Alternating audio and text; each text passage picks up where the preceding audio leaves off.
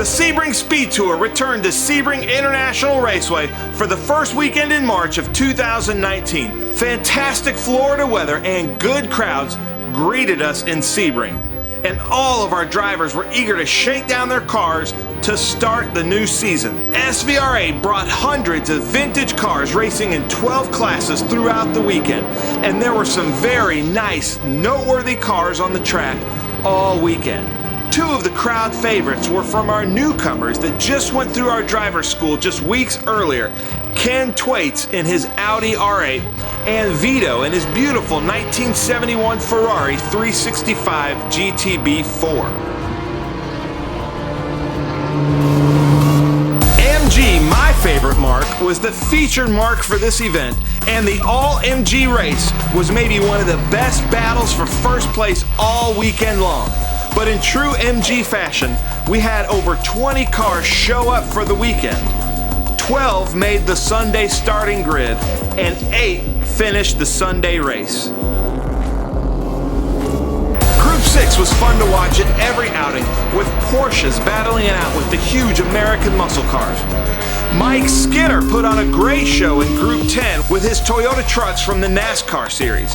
The racing is always great in the small bore production class with cars that may have raced here decades ago.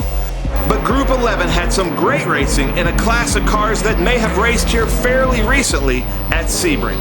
International GT brought a huge field of modern Porsches and Ferraris and very closely contested battles throughout the weekend in all categories.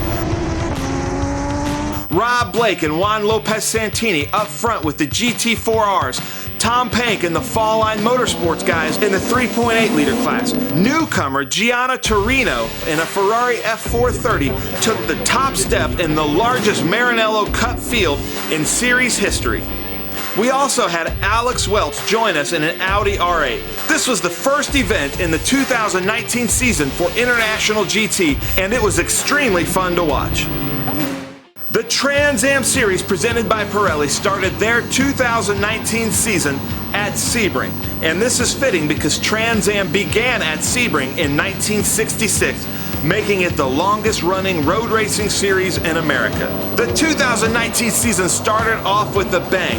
All the big names from Trans Am were back and running up front in all their groups. Vinny Allegretta got off to a great start, but had to come into the pits after the first lap, and Lawrence Loshak led the race the rest of the way. We start the season on a win. TA2 was a tough battle with last year's champ Rafa Matos up front the entire way, but the battle for podium was between Mark Miller, Scott Lagasse Jr., Tony Buffamonte, and Dylan McIvern.